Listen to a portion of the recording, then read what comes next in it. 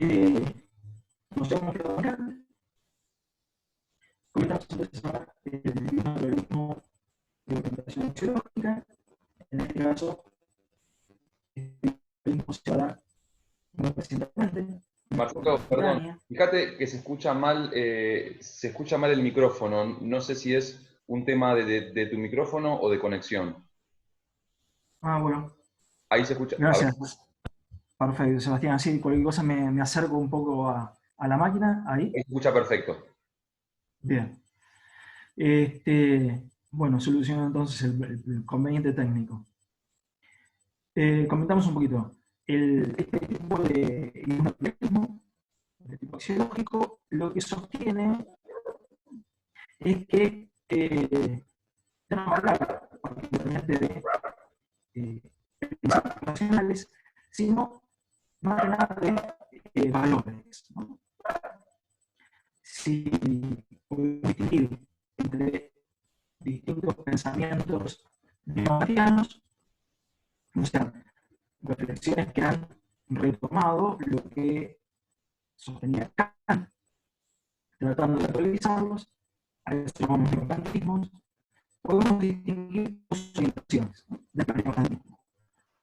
Un neokantismo de Hamburgo, al que por ejemplo pertenecía Kelsen, pero hay otro neokantismo que es el neokantismo de Baden. Perdónanos, Marcelo, ¿sabes qué? Tenemos dificultad, como que se escucha entrecortada tu conversación. La primera parte no tuvimos ninguna dificultad.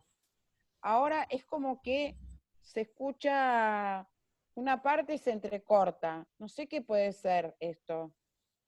Podrá, si no, lo que nos queda, no sé, Sebastián, a ver si nos ayudás. Sí, profe, igual puede ser la conexión del micrófono, Marcelo. Puede ser que el cable del micrófono esté mal conectado o que parece que hay un cable haciendo interferencia. No sé de dónde sale tu micrófono. Yo estoy igual que antes. ¿Ves? No he modificado nada. Ahí se escucha Y el perfecto. micrófono es el de la computadora. Excelente. Mira, si no tocas nada, ahí se escucha perfecto. Ahí estamos. Bueno, Sí. entonces. Gracias. Bien. En este caso, este neokantismo de Baden es el que retoma, con relación a Kant, la crítica de la razón humana. Y es por eso que lo que va a ser objeto de su reflexión es esta cuestión de los valores. Valores que van a ser reconocidos como objetivos universales. ¿Qué quiere decir? Obviamente que si son objetivos, no depende de cada uno, porque es porque todos lo reconozcamos, pero además son universales. Eso significa que son iguales para todos. Esto lo podemos ver reflejado en el pensamiento, por ejemplo, de Hans Welser, ¿no? Entendiendo que las normas tienen que ser también interpretadas teniendo en cuenta la finalidad valiosa que ellos tienen. Esto implica que no solamente el juez, al momento de interpretar una norma, tiene que limitarse a lo que ella dice, sino también a lo que ella ha querido decir, ¿no? Y esto tiene que ver con esos valores que el juez entiende que esa norma ha tratado de proteger. Esto implica reconocer justamente las normas, lo que hacen es proteger los valores. Estos valores, obviamente, que están relacionados con la moral. Por eso que reconocemos esta posición axiológica dentro del ius naturality. Bien, nos quedaría entonces ver la otra posición que es la del ius positivismo. ¿Qué es lo que sostiene el ius positivismo? Bueno, por lo menos estos tres aspectos. Por un lado, la distinción entre el derecho y la moral. El derecho y moral son dos sistemas normativos distintos. Y entre ellos no relación. En ese sentido, podemos incluir esta idea de que para Kelsen, esa planificación axiológica tiene que ver con tratar de hacer un análisis de este objeto de la ciencia jurídica que es el derecho sin ninguna valorización. Perdón, Marcelo, Sí, estamos teniendo el mismo problema. Si vos, por ejemplo, corres un poquito la computadora, no sé, porque es como que por momentos se te escucha bien y por momentos se bien, entrecorta. sí. A lo mejor si la corres un poquito, algún cable o tocas algún cable, probamos un poquito porque por momentos está bien y por momentos se va. A ver, ¿tienen todos apagados los micrófonos, por favor?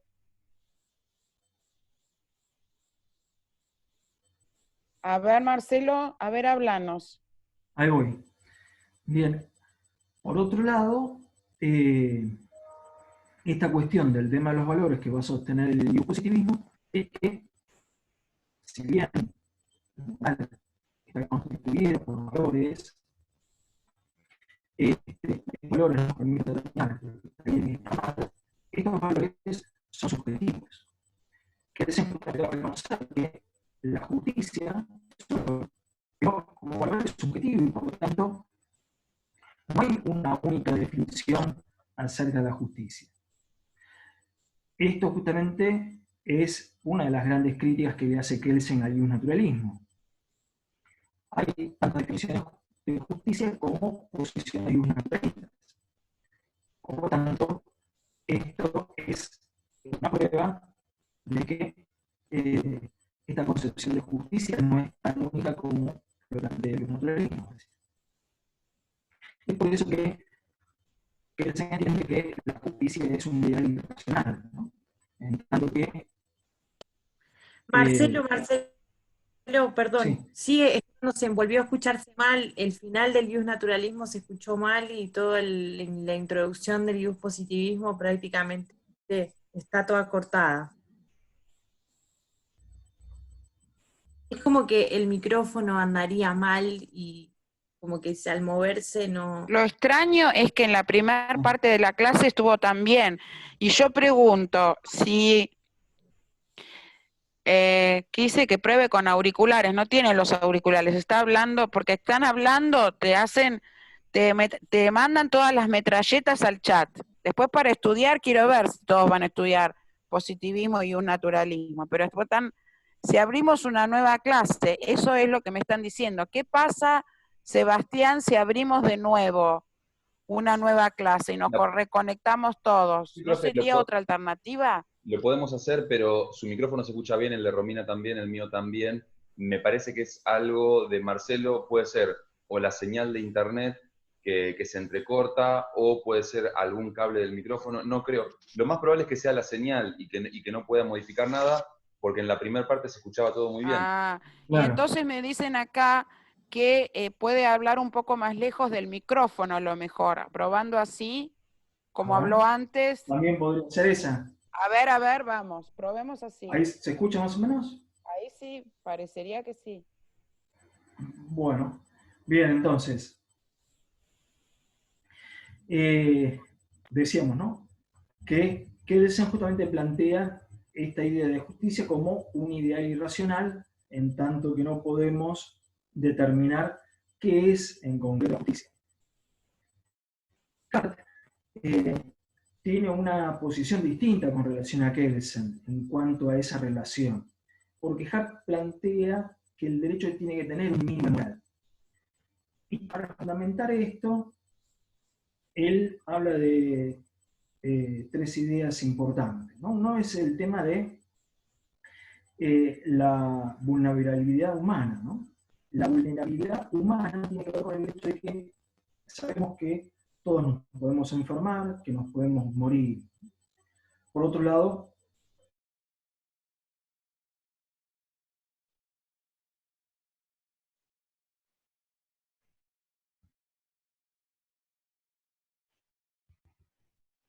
necesidad.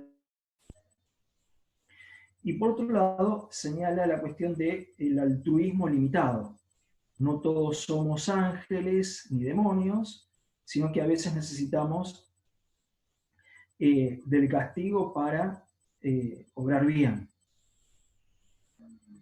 ¿Qué es lo que entiende entonces Hart? Que en definitiva, las normas jurídicas tienen que estar en relación con lo que establece la moral social. No puede ser desentendida. Esto también implica entender que las normas jurídicas no pueden decir cualquier cosa, sino que tienen límites. Y esta limitación está dada justamente, la limitación del ordenamiento jurídico está dada por lo que establecen las reglas morales. Esto no significa que Hart haya entendido, al igual que el naturalismo, que toda norma positiva tenga que estar fundada en un principio del derecho natural. Sino esta idea de relación es en función de, o con relación al ordenamiento jurídico en general. Bien, dentro de, o el positivismo lo podemos hablar de positivismo desde la aparición de la escuela histórica del derecho. La escuela histórica del derecho, Hugo, Savigny, Levin, lo que sostenían era que en definitiva el derecho es producto de la experiencia histórica. Y esto tiene que ver con que es necesario descubrir cuál ha sido esa voluntad del pueblo, esa tradición, que Savigny particularmente la descubría en ese análisis del ordenamiento jurídico romano. Por eso esa investigación y la importancia que tiene Savigny para el desarrollo del derecho romano, o para el estudio mejor del derecho romano. En tanto que el derecho alemán, ¿no? Savigny era alemán, tenía su fundamentación en esa tradición romana. Bien, dentro del positivismo también vamos a distinguir distintas posiciones. Una primera posición que podemos describir es la del naturalismo, el positivismo ideológico. ¿Qué es lo que sostiene el positivismo ideológico? Bueno, que la ley es válida y por lo tanto, si la ley es válida, esta debe ser obedecida. La ley, así dada en función de un órgano, un procedimiento, debe ser obedecida. Existe dentro del ordenamiento y esa ley debe respetarse. Bien, esto entonces implica que toda ley, si ha sido dictada conforme al procedimiento y al órgano establecido, es la que debe aplicarse. Porque justamente se pone hincapié en que el derecho es fruto de la voluntad dominante. El derecho lo que está haciendo es justamente plasmar ese monopolio de la fuerza que ejerce el Estado. Por lo tanto, esta va a ser la justificación del operador político, ¿no? Si él está cumpliendo el derecho, su actividad es válida. Por eso es que dentro del derecho vigente siempre va a poder encontrar una solución. Otra posición lo que hace es justificar, ¿no?, toda decisión del juez siempre y cuando esté enmarcada dentro de este derecho vigente. El tema es que, claro, podemos reconocer que hay derechos que pueden ser contrarios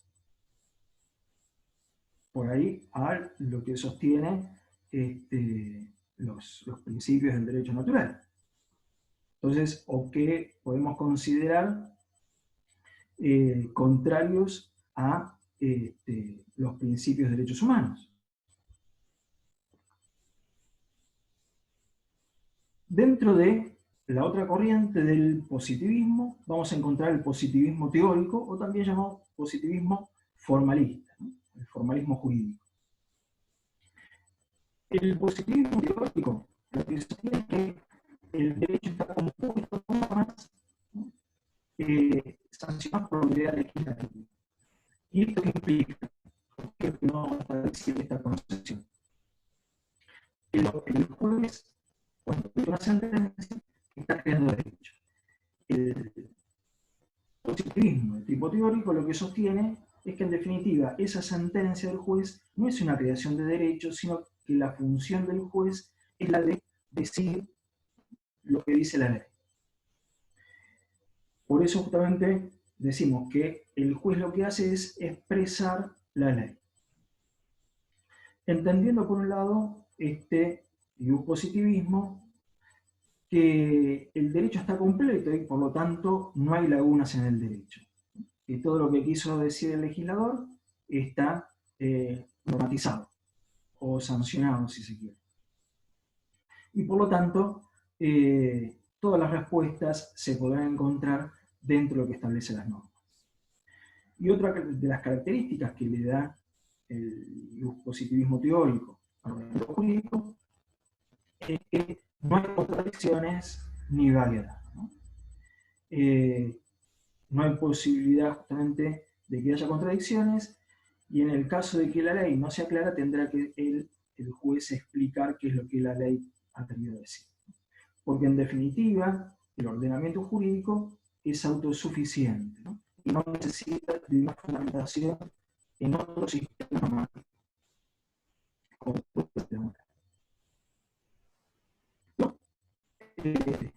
Podemos asegurar que la posición de Kelsen no es ni ideológica ni teórica, sino que podemos ubicar a Kelsen dentro de la posición del ius positivismo metodológico. ¿Y por qué? Porque por un lado entiende que la ciencia jurídica tiene que describir el objeto de estudio, ¿no? Tiene que describir el derecho. Esto relacionado directamente con las purificaciones, ¿no? Y con esas purificaciones teológicas. No es que hace la ciencia jurídica una valoración sobre ese objeto de estudio. Esto implica justamente una visión desapasionada, una visión científica, una visión objetiva del derecho. Y por otro lado, podemos decir, bueno, esto significa que Kelsen no pueda o no tenga una posibilidad de criticar a las normas jurídicas. Sí, que es posible, sí, por ejemplo, el positivismo ideológico es imposible salirme de esa posición porque debía aceptar el derecho, porque en definitiva había sido legislado y producido por el órgano competente. Entonces nos va a decir, bueno, es posible que yo trate de establecer si una norma es óptima o no. Y la medida que hay normas que pueden hacer que con condiciones necesarias un ordenamiento jurídico, y obviamente en el caso de Kelsen, que reconozcan que el ordenamiento jurídico esté al servicio de un Estado de Derecho, no un Estado de Derecho. Ese respecto a un sistema democrático, la búsqueda de la paz, son condiciones que deben darse dentro del ordenamiento jurídico.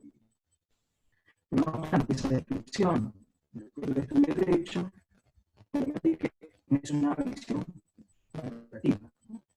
En definitiva, si se publica le corresponde, decimos lo que es el derecho, no lo que debe ser.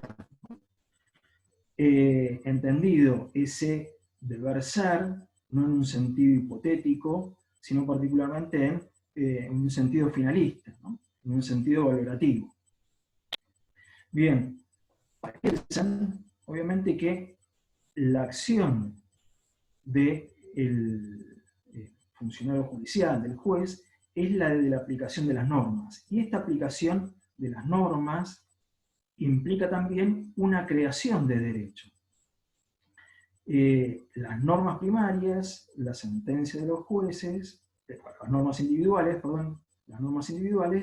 dentro de esa pirámide jurídica, la cual pueden ser asimilables a la sentencia de los jueces, es creación del derecho, es parte de ese ordenamiento jurídico. Pero obviamente que las normas de grado superior le sirven al juez como un marco normativo. Bien. Con esto más o menos podemos dar por concluido esta visión que ha tratado de descubrir cuáles son las grandes diferencias, por un lado, del naturalismo y por el otro lado del positivismo, entendiendo que si bien para el naturalismo el derecho no se acaba en las normas jurídicas, sino que esas normas jurídicas tienen que tener en cuenta la temporal, y por otro lado el positivismo que dice, bueno, en definitiva el objeto de estudio del derecho solamente tiene que ser el derecho vigente, el derecho legislado, no podemos hablar de una formulación moral del derecho. Dos posiciones que son juntas serían puntos de aproximación, como vimos en el caso de Hart, pero obviamente que son dos posiciones que marcan esta cuestión de que debe estudiarse cuando la ciencia pública trata. Muy bien.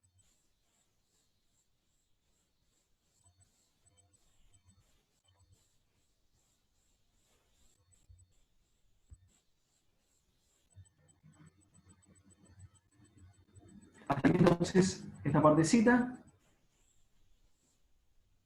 Ahora me está diciendo Soledad, Marcelo, que polémica es. ¿Estás por ahí, Sole? A ver si te podemos escuchar bien. ¿Qué tal? Buenas tardes, ¿se escucha bien? Sí, sí, sí. Bárbaro. Muy bien, Sebastián, te voy a pedir, por favor, permiso para compartir pantalla. Ya está, podés hacerlo. Gracias.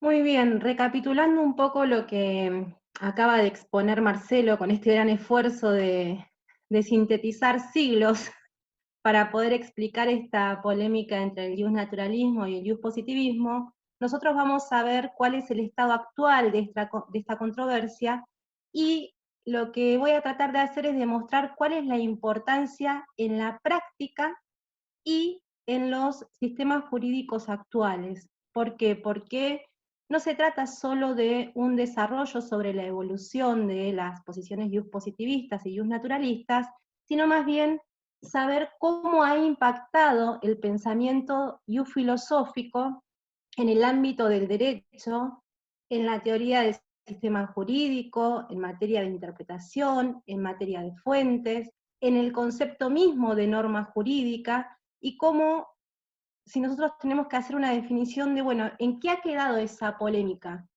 ¿Ganó el naturalismo? ¿Ganó el positivismo?